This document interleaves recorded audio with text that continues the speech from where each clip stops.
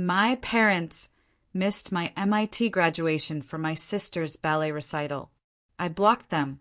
At my cousin's wedding, they finally saw my success and regret. You know what's funny? People always say blood is thicker than water. That family is everything. That you only get one mom and dad. But nobody tells you what to do when your parents choose your sister's community theater ballet recital over your MIT graduation. Nobody prepares you for that level of dismissal. I'm Sarah. I'm 29 now, living in Seattle, working as a senior engineer at a major tech company. But this story, it starts 6 years ago on what should have been the proudest day of my life. May 2020, Cambridge, Massachusetts. The sun was beating down on the lawn at MIT, and I was standing there in my cap and gown, scanning the crowd for faces I already knew wouldn't be there. All around me, families were celebrating, cameras flashing, parents crying happy tears, grandparents beaming with pride. And me? I had my phone in my pocket, feeling heavier than it should. My mom's last text was still burned into my brain. "Sweetie, we're so sorry, but Emma's recital got moved to today. We'll make it up to you. Congratulations."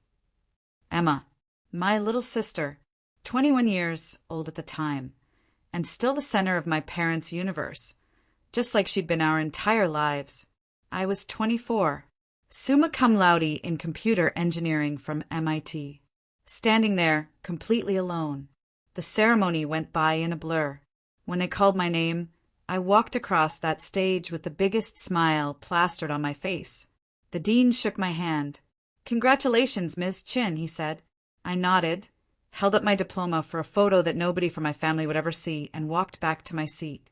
After it was over, my thesis advisor, Professor Anderson, found me. He was this brilliant man in his 60s, always had these worried eyes behind his glasses.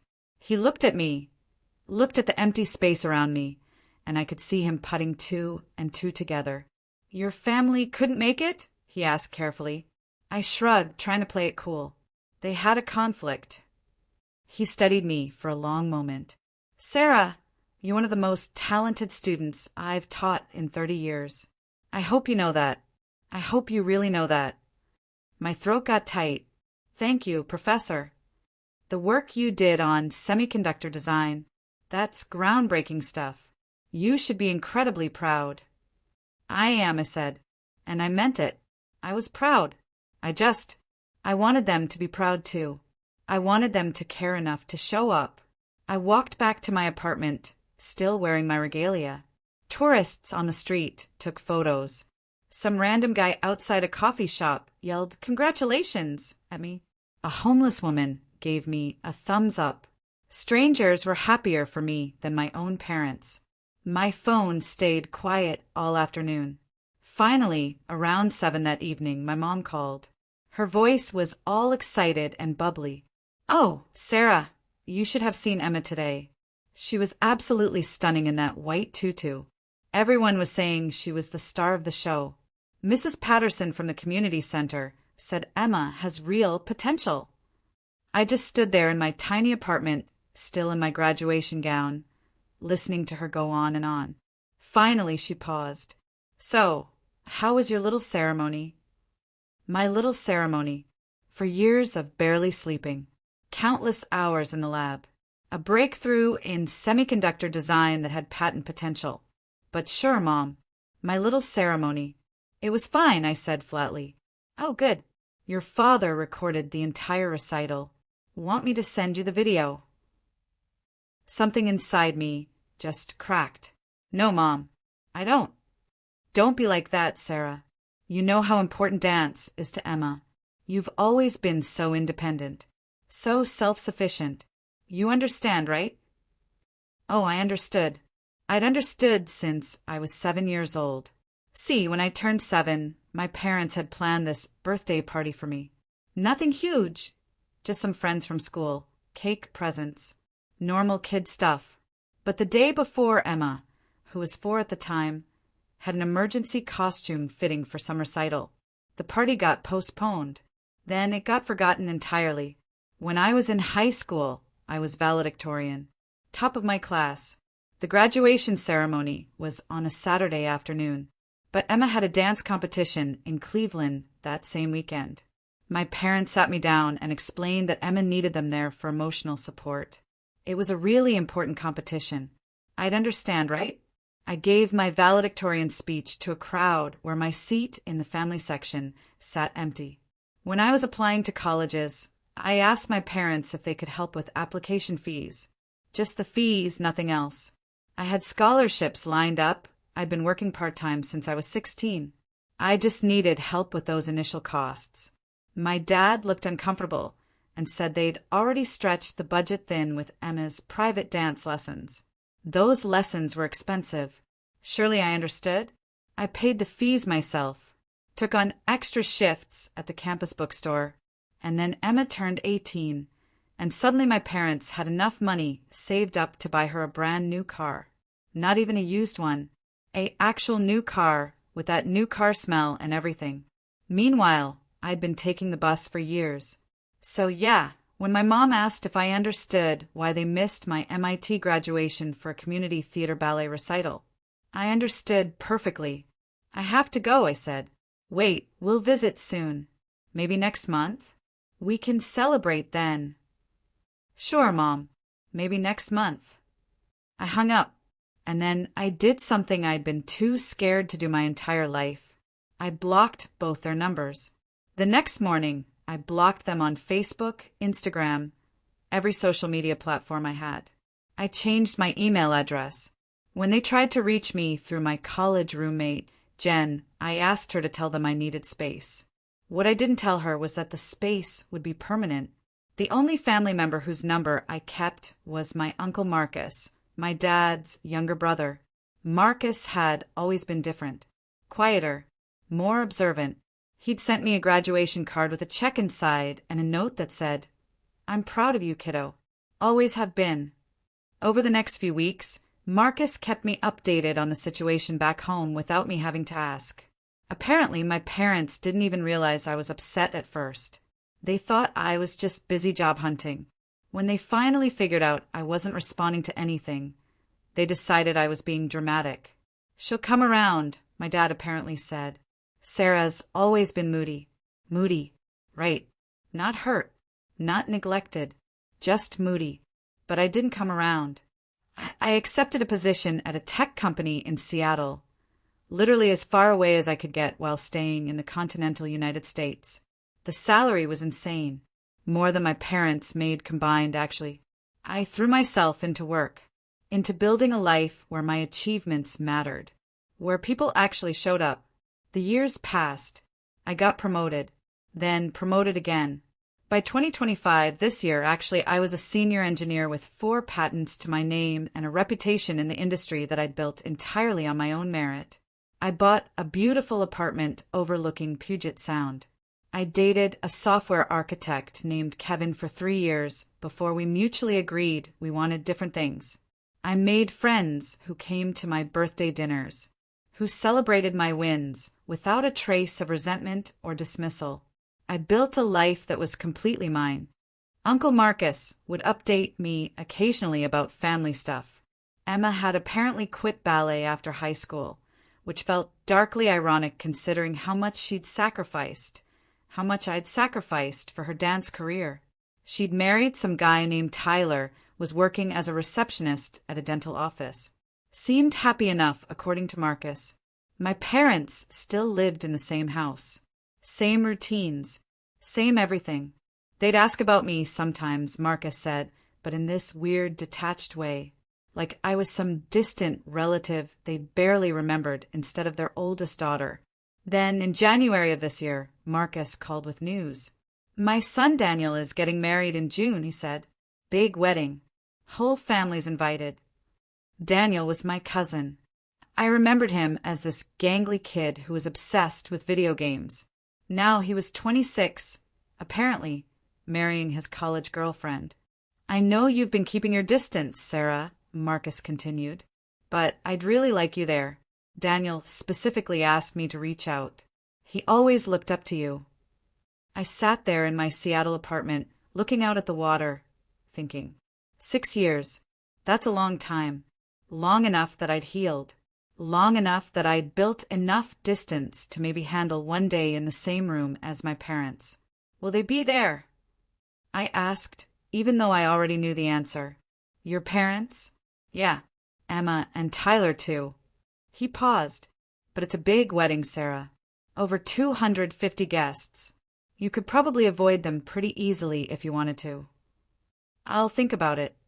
But I'd already decided. I was going.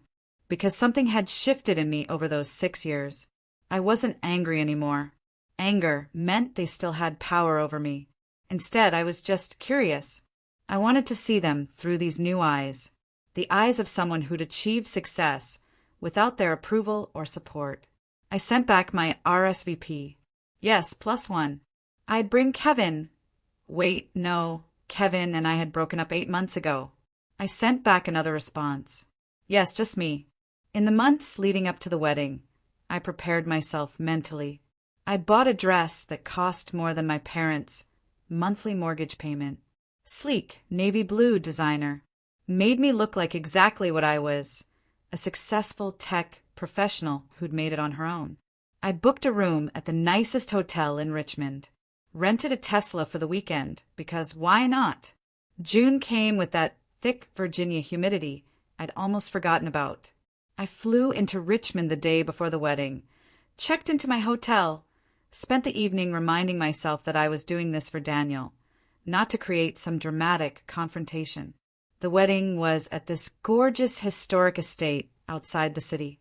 Manicured gardens, white columns, the whole Southern charm aesthetic.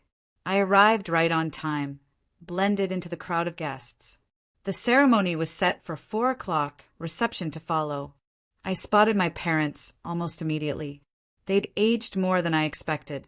My dad's hair had gone mostly gray. My mom had gained weight, looked tired.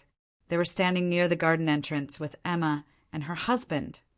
This stocky guy with a beard who kept checking his phone every 30 seconds.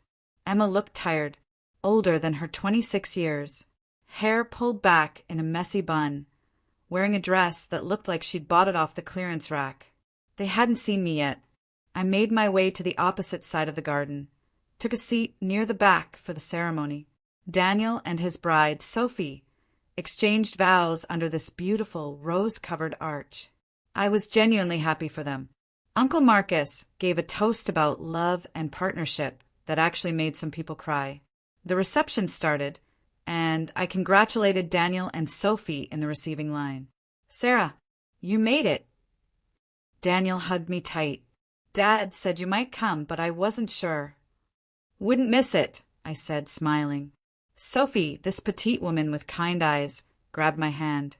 Daniel talks about you all the time. Says you're like a genius or something. Hardly, but I do okay. I moved past the receiving line into the reception hall. Crystal chandeliers, round tables with white linens, live band setting up in the corner. I grabbed champagne from a passing server and found my assigned seat at a table with some of Daniel's college friends, far away from where my immediate family was sitting. For the first hour, I successfully avoided any interaction. I talked with Daniel's friends, learned about their lives, shared edited highlights from my own. We had dinner, filet mignon, roasted vegetables, the works. The band started playing. People hit the dance floor. Then my mom appeared at my elbow. Sarah. Her voice cracked slightly. Is that really you? I turned slowly, keeping my expression neutral. Hi, Mom. She looked like she might cry. We didn't know you'd be here. Why didn't you tell us you were coming? I RSVP'd to Daniel and Sophie. It's their day. My dad appeared next to her, his expression a mix of shock and what looked like guilt. You look so different. Older. Successful. It's been 6 years. People age. Emma hung back, watching with wide eyes. She'd always been good at reading a room, knowing when to stay quiet. 6 years, my mom repeated. Sarah, we've tried to reach you. We've called. Sent emails. I know. Then why didn't you respond? Do you have any idea how much you hurt us? The absurdity of that statement almost made me laugh. How much I hurt you. We're your parents. You can't just disappear from our lives because of some silly grudge. There it was, the complete lack of understanding, even after 6 years of silence. A silly grudge? I repeated carefully, Is that what you think this is? My dad shifted uncomfortably.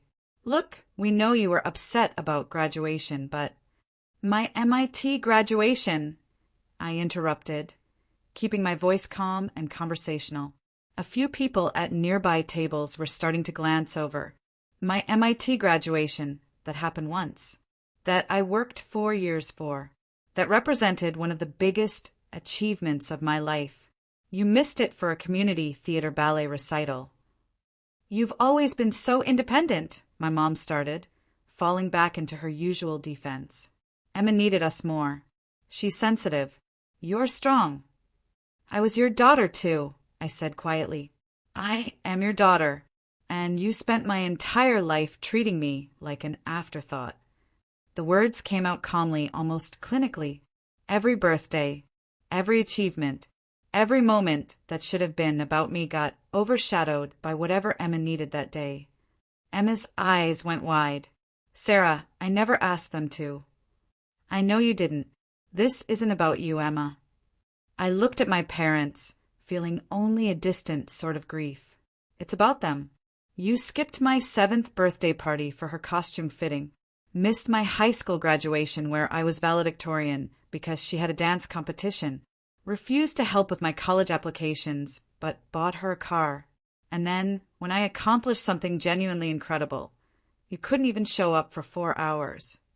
We sent you money, my dad said weakly. I didn't need money. I had scholarships, student jobs. What I needed was my parents. The silence stretched between us. Around the reception, people were laughing, dancing, celebrating. We were this little island of dysfunction in a sea of happiness. What do you want from us? My mom finally asked. An apology? Fine. I'm sorry. We're sorry. Can we move past this now? I don't want anything from you. The truth of it washed over me like a wave. I stopped wanting anything from you 6 years ago. I came here for Daniel because he asked me to, because he matters to me. You don't get to corner me at a wedding and demand emotional resolution because it's convenient for you now. My mother's voice dropped to a whisper. That's not fair. Neither is spending 24 years making your child feel invisible. I walked away from them, back to my table. My hands weren't shaking. My voice hadn't wavered. I felt almost eerily calm as I finished my champagne and asked one of Daniel's friends to dance. Uncle Marcus found me during a slow song. I saw that, he said quietly as we swayed to the music. You handled it better than I expected. I've had 6 years to process it. They've had 6 years to figure out what they lost and apparently learned nothing. For what it's worth, Marcus said, his expression sad. Your father asked me about you last Christmas. Wanted to know if you were okay, if you were happy. And what did you tell him? I told him you were thriving. He paused. He seemed surprised. Of course he was. He never thought I'd actually make it without their approval. The song ended. Marcus squeezed my shoulder. I'm proud of you, Sarah. Not just for your career, for knowing your worth. The rest of the reception passed in a blur. I danced with Daniel, congratulated Sophie's parents, had a slice of wedding cake. My parents kept their distance, though I caught my mom staring at me several times from across the room. Emma approached me once, while I was touching up my makeup in the bathroom. I'm sorry, she said to my reflection in the mirror. For all of it. I was a kid for most of it, but I should have noticed. Should have said something. I turned to look at her directly. You were the golden child. That wasn't your fault. I paused. But you're an adult now, and you've watched them erase me from family photos. Talk about me like I'm some cautionary tale. Have you ever defended me? Ever told them they were wrong? She looked at the floor. I didn't want to cause drama. Right. I grabbed my purse. That's what I thought. I left her there and went back to the reception. An hour later, I said my goodbyes to Daniel and Sophie, hugged Uncle Marcus, and drove back to my hotel in that rented Tesla that cost more than my parents made in 6 months. The next morning, I had eggs Benedict and fresh pressed coffee in the hotel restaurant while scrolling through work emails. My flight back to Seattle left at 2. I was checking out when my phone rang. Unknown local number. Against my better judgment, I answered. Sarah. My dad's voice. Please don't hang up. How did you get this number? Marcus gave it to me. Just listen. For 1 minute. I stayed silent, waiting. I saw you yesterday at the wedding, and I barely recognized you. You look so polished. So successful. Marcus told me about your patents, your position. He showed me an article about you in some tech magazine. His voice got strained. I realized I didn't know any of that. I don't know anything about your life. No, I agreed. You don't. Your mother and we talked last night. Really talked. And we started going back through everything. All the times we chose Emma over you. We thought we were doing the right thing. Giving more attention to the child who needed it more. But we forgot that you needed us too. I'm not having this conversation. You turned out so well. Better than we ever imagined. And we had nothing to do with it. The statement hung in the air between us. You're right, I said finally. You had nothing to do with it. I did this alone. And I'll keep doing it alone. Sarah, please. I don't hate you, I interrupted. I don't even feel angry anymore. But I also don't feel anything else. You're strangers who share my DNA. That's all you'll ever be. I paused to make sure my words were clear. Seeing you yesterday confirmed what I've known for 6 years. I made the right choice when I walked away. I'm happier without you in my life. There has to be something we can do. Some way to fix this. You can't fix 24 years of neglect with one phone conversation. You can't erase the fact that my MIT graduation, the proudest moment of my life, is forever tainted by your absence. You made your choices. Now I've made mine. Will we ever hear from you again? I considered it seriously. Maybe at funerals. Maybe at other weddings if Marcus asks me. But no, you won't hear from me. I won't send Christmas cards or birthday wishes. I won't call on Mother's Day or Father's Day. You wanted to prioritize Emma's needs over mine for 2 decades? Well, now you get to live with the consequences of that choice. Your mother is devastated. She'll survive. She's strong and independent, remember? That's what she always said about me, that I didn't need her. I let out a breath. Turns out she was right. I hung up, blocked the number, got in my rental car, and drove to the airport. On the flight back to Seattle, I thought about the little girl I used to be, the one who tried so hard to get her parents' attention, who thought if she just worked hard enough, achieved enough, accomplished enough, they'd finally notice her. I felt sad for that little girl. She deserved better, but the woman I'd become?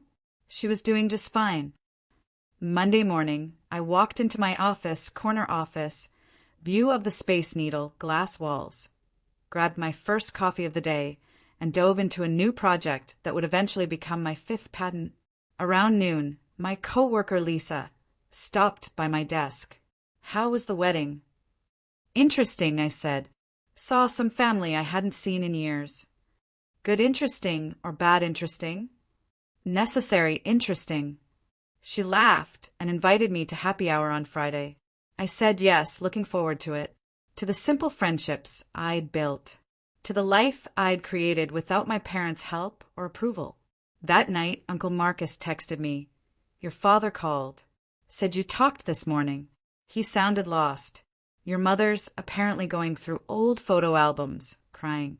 Thought you should know. I texted back. Thanks for letting me know. Doesn't change anything. Didn't think it would. Still proud of you, kiddo. Over the following weeks, Marcus kept me loosely updated. My parents had apparently entered what he called the mourning phase. They'd seemingly knocked Emma off her pedestal, which was causing its own family drama. Emma felt attacked. Tyler felt caught in the middle. My parents cycled between being angry at me for being unreasonable, angry at themselves for their choices, and a profound grief that Marcus described as painful to witness. But I felt none of it.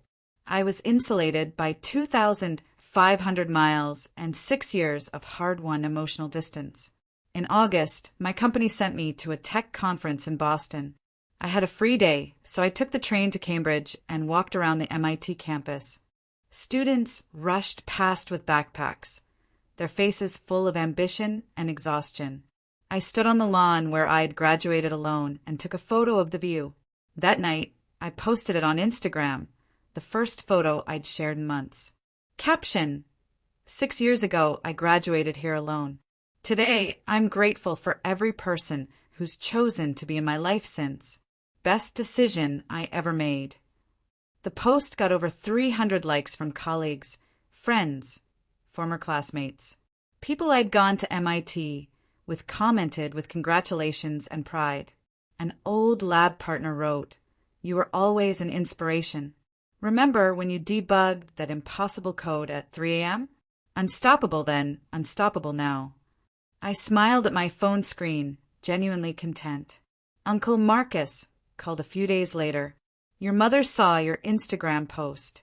She's not following you, but Emma showed it to her. She cried for an hour." "Marcus, I appreciate you keeping me updated, but you don't have to tell me these things anymore. Their feelings aren't my responsibility." "Fair enough. Just wanted to make sure you knew they're finally understanding what they lost." "They didn't lose me," I said. "They never really had me." The truth of that statement echoed long after the call ended. My parents had been physically present through my childhood, but emotionally absent for everything that mattered. They'd provided food, shelter, basic needs, while withholding what a child needs most: to feel seen, valued, prioritized. I had spent 6 years learning to see, value, and prioritize myself. Their sudden realization that they'd failed me didn't undo the healing work I'd already done.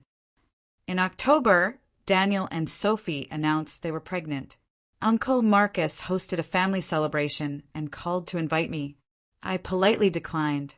"My parents will be there," I explained. "They will," Marcus admitted. "But Sarah, Daniel really wants you in his life. Sophie does too. Are you going to let your parents dictate which family events you attend?" He had a point. Let me think about it. I thought about it for 3 days, then called Daniel directly. "Hey," I said when he picked up. "Marcus said you want me at the baby celebration." "I do. You're basically my cool older cousin who inspired me to aim high. I want my kid to know you." His honesty hit me square in the chest.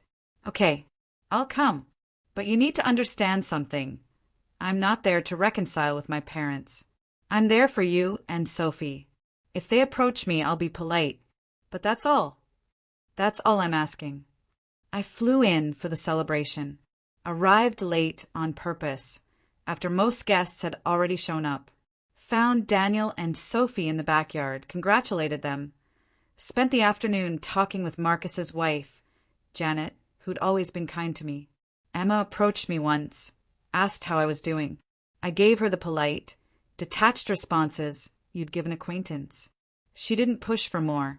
As the sun started setting and I was getting ready to leave, my mom stopped me near the front door. "I'm glad you came," she said. "It means a lot to Daniel. Daniel's the reason I'm here. Can we talk? Really talk? Not at a wedding or a party, but somewhere quiet." "To what end, Mom?" "To try. To see if there's a way forward." I studied her face, looking for manipulation or selfishness. What I found instead was genuine desperation. It wasn't enough. "I don't think there is a way forward." I adjusted my purse on my shoulder. "You want absolution. You want me to say it's all okay, that we can start fresh, that the past doesn't matter. I can't do that." "What I can do," I continued, "is tell you this. Daniel's baby will be here in 6 months. You have another chance to be better grandparents than you were parents. Take it." Her eyes filled with tears. "So that's it?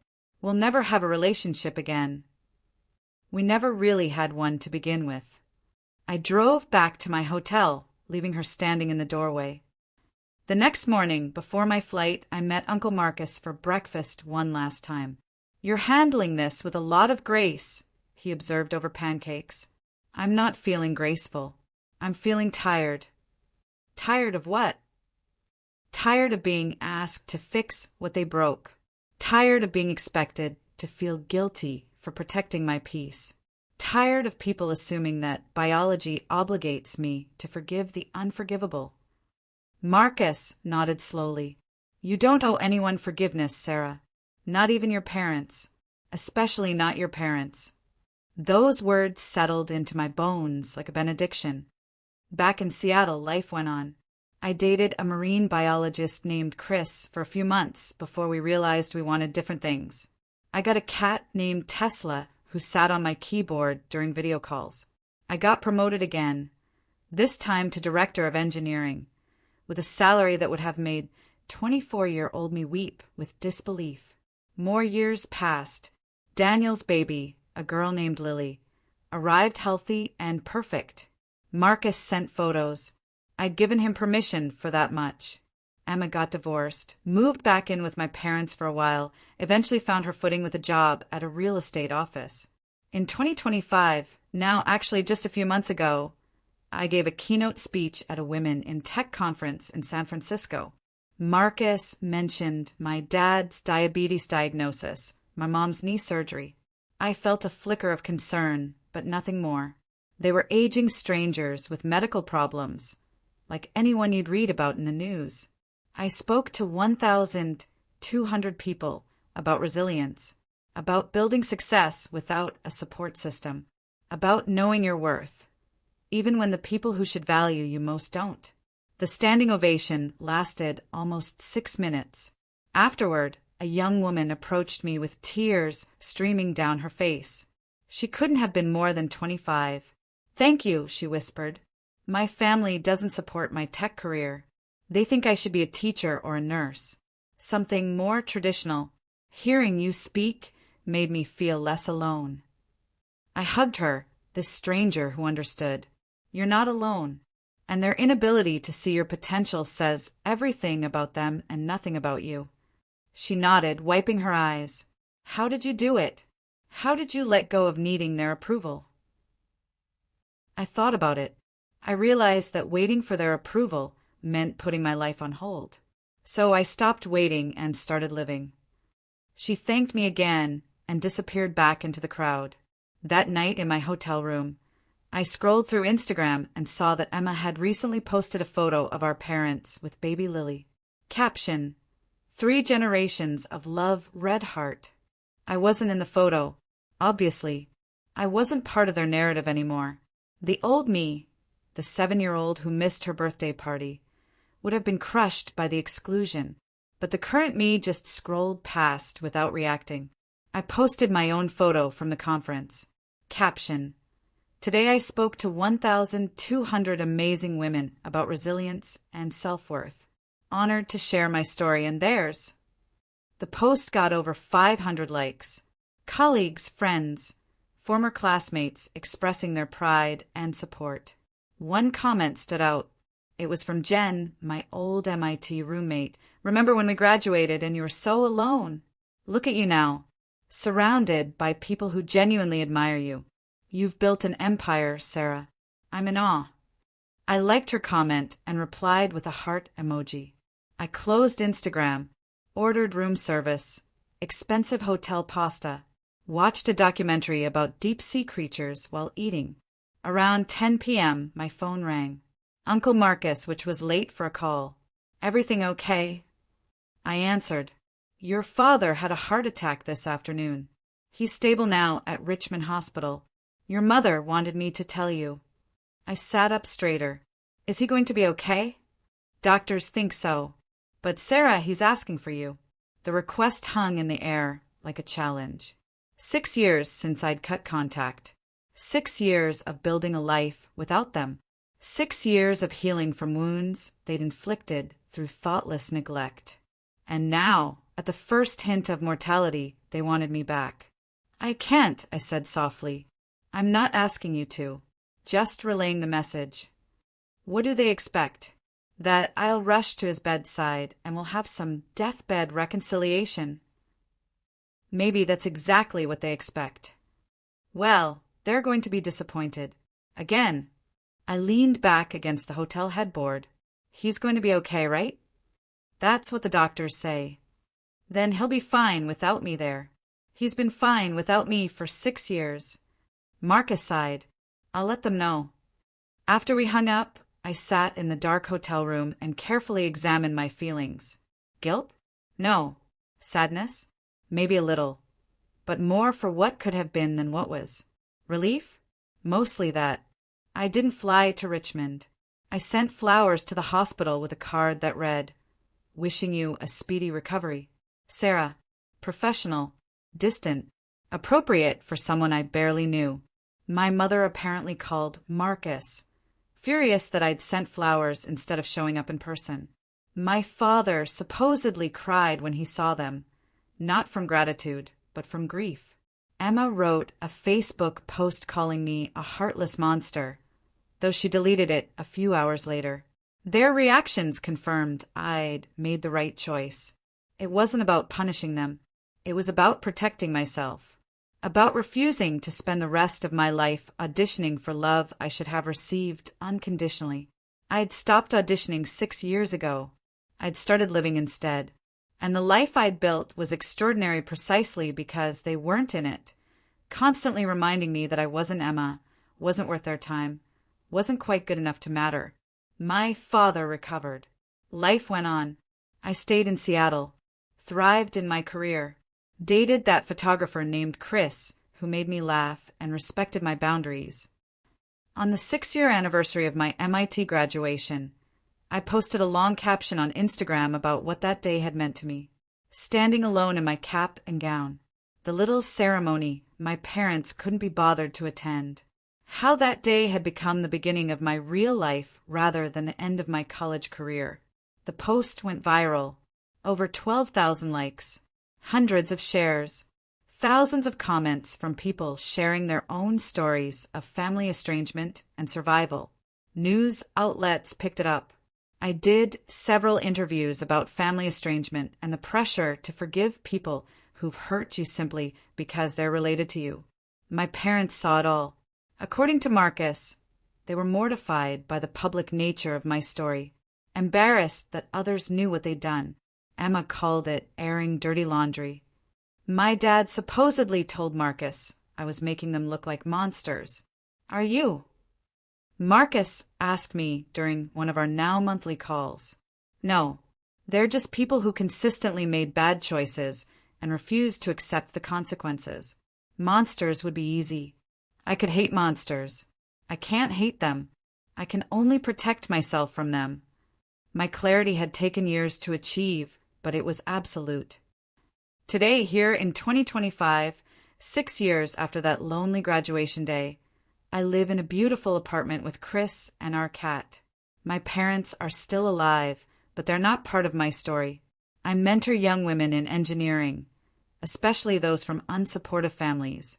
I know their struggles intimately.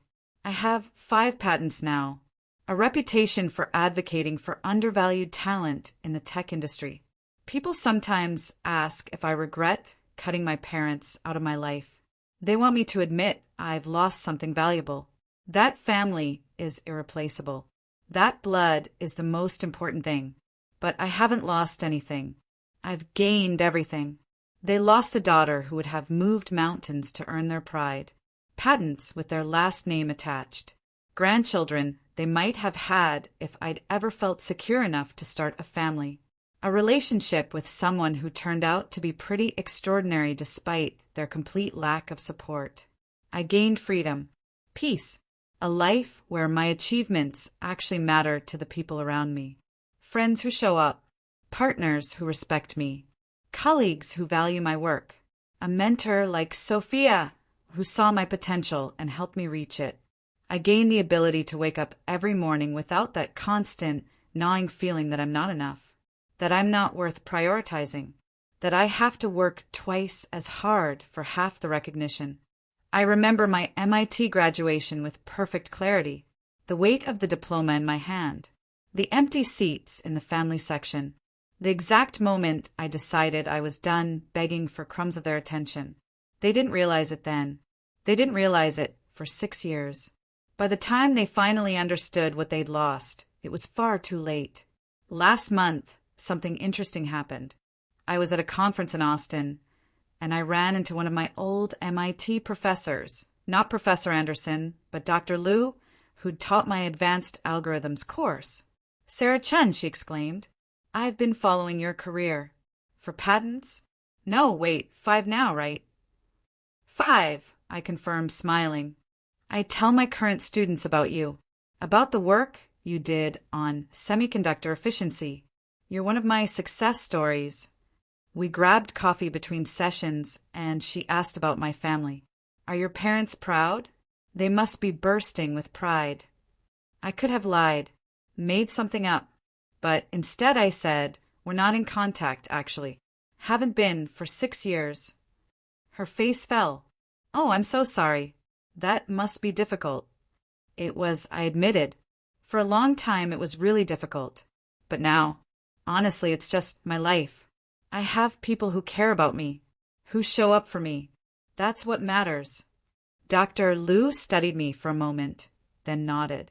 "You know what? You're right. Biology doesn't obligate anyone to anything. It's the people who choose to be in our lives that count." That conversation stuck with me because it highlighted how far I'd come.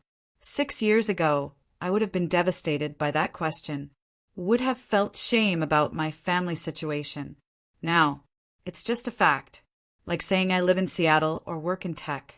No shame, no regret, just reality. 2 weeks ago, Uncle Marcus called with different news this time. "Emma's getting remarried," he said, "to a guy named Brett, teacher at the high school. Seems like a good guy." "That's great," I said, and I meant it. "Tell her congratulations for me." "You could tell her yourself." "Marcus." I know. Just thought I'd mention it." He paused. "She's not inviting your parents to the wedding." That surprised me. "Really?" "Yeah. Apparently she's been in therapy for the past year, working through a lot of stuff. She told them that she needed space to build her own life without their expectations." He laughed softly. "Sound familiar?" "Good for her," I said quietly.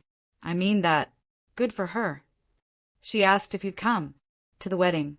Said she'd understand if you didn't, but she wanted to extend the invitation herself." I sat with that for a moment. Emma and I had never been close. Couldn't be, really, given the dynamic our parents created. But she wasn't responsible for their choices. She'd been a kid just like me.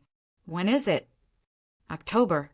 Small ceremony, just close friends and family." "Your parents won't be there," he emphasized. She was very clear about that. "Let me think about it." I'm still thinking about it, actually. Part of me wants to go, to support Emma in claiming her own life, the way I claimed mine. Another part of me worries it's opening a door I deliberately closed. Chris thinks I should go. "You're not doing it for your parents," he pointed out last night while we were cooking dinner. "You're doing it for your cousin, and maybe for yourself too, to prove you can exist in that family space without them having power over you." He might be right. Yesterday was a Wednesday, completely ordinary day. I was in back-to-back meetings until 3, then finally had time to grab lunch at my desk. I was eating a salad and scrolling through my phone when I saw that Emma had sent me a message on Instagram. "Hey Sarah, Uncle Marcus said he talked to you about the wedding. I know it's a lot to ask, especially after everything, but I'd really like you there. Not because I need a big crowd or anything. I think about how brave you were to walk away from all that toxicity, and it inspired me to do the same. I want you there because you showed me it was possible. No pressure, though. I'll understand either way. Emma. I read it 3 times.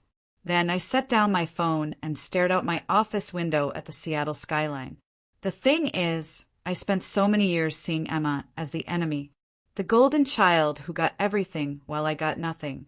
But she wasn't the enemy. She was just another kid trying to survive our parents' dysfunction in her own way. I picked up my phone and typed, "I'll be there. Send me the details." Her response came back almost immediately. "Really? Thank you, Sarah. This means so much." We exchanged a few more messages. She told me about Brett, about her therapy, about how she'd finally realized that our parents' love had always been conditional. She just hadn't seen it before because she was the one meeting the conditions. "They're furious with me," she wrote. "Mom cries every time we talk. Dad keeps saying I'm throwing away family over nothing. But it's not nothing, you know? It's my whole life." "I know," I replied. "Trust me, I know." So I guess I'm flying back to Richmond in October for Emma's wedding, without my parents there. It feels full circle somehow, coming back to where I'm from, but on completely different terms. Chris is coming with me. Moral support, he said. Plus, I want to meet this Uncle Marcus. He sounds cool. Tessela will stay with our neighbor, who spoils her with fancy treats and lets her sleep on her expensive couch. Work is going well.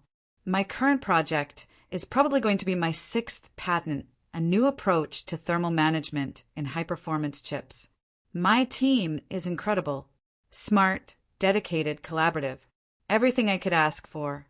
Last week, I got invited to speak at MIT's graduation ceremony next spring.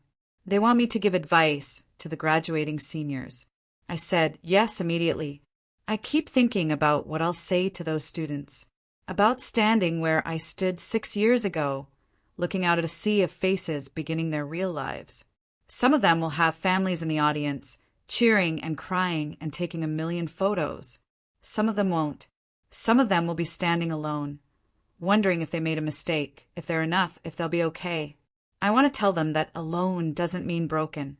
That family isn't just biology. It's the people who choose you, who celebrate you, who show up.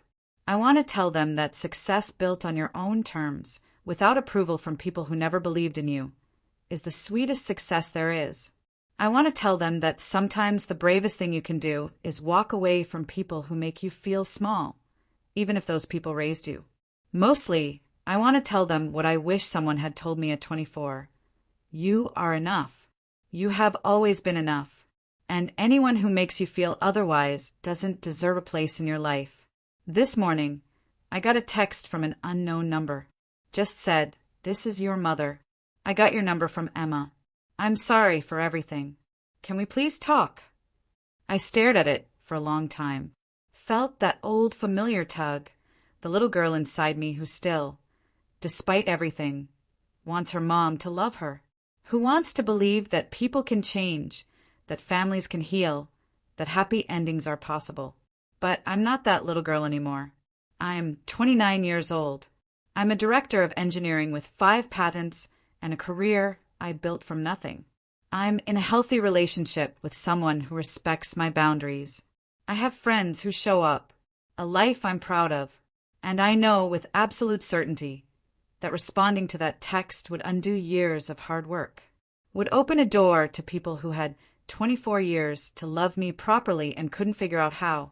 So I blocked the number, again, and I felt nothing but relief. Chris asked me about it tonight over dinner. "You okay?" "Yeah," I said, and I am. I'm really okay.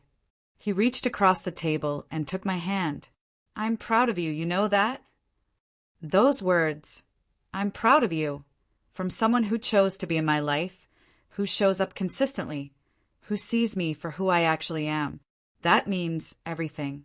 It means more than a last-minute apology text from someone who only noticed I was worth something after I stopped needing them to. So here I am, 6 years after MIT, 6 years after blocking my parents, 6 years after starting over in a city where nobody knew me. Nobody had expectations of me. Nobody could compare me to Emma or dismiss me as the independent one who doesn't need anything. My apartment is clean and bright, full of things I chose because I like them, not because someone else told me what I should like. My cat is purring on my lap while I type this. Chris is in the other room on a work call, his laughter carrying through our apartment. Outside, the sun is setting over Puget Sound, painting everything gold and pink. Tomorrow, I have a meeting about the thermal management project. Next week, I'm flying to San Diego for another conference. In October, I'll go to Emma's wedding and prove to myself that I can exist in family spaces without my parents having power over me. And next spring, I'll stand on that MIT lawn where I once stood alone and tell a new generation of graduates that they are enough, that they have always been enough. That walking away from toxicity isn't giving up, it's choosing yourself. It's choosing life. People ask me sometimes if I think about reconciliation, if I think there might be a time when I let my parents back into my life. And the honest answer is no. I don't think about it. They're not part of my future, just like they chose not to be part of my present when I needed them. They had their chance. 24 years of chances, actually. And they chose Emma's ballet recitals over my MIT graduation. They chose convenience over showing up. They chose to make me feel small instead of celebrating who I was. Now I choose differently. I choose people who choose me back. I choose respect and reciprocity and relationships built on genuine care, not biological obligation. I choose the life I built with my own hands, from nothing, with nobody's permission or approval. And that life, it's beautiful.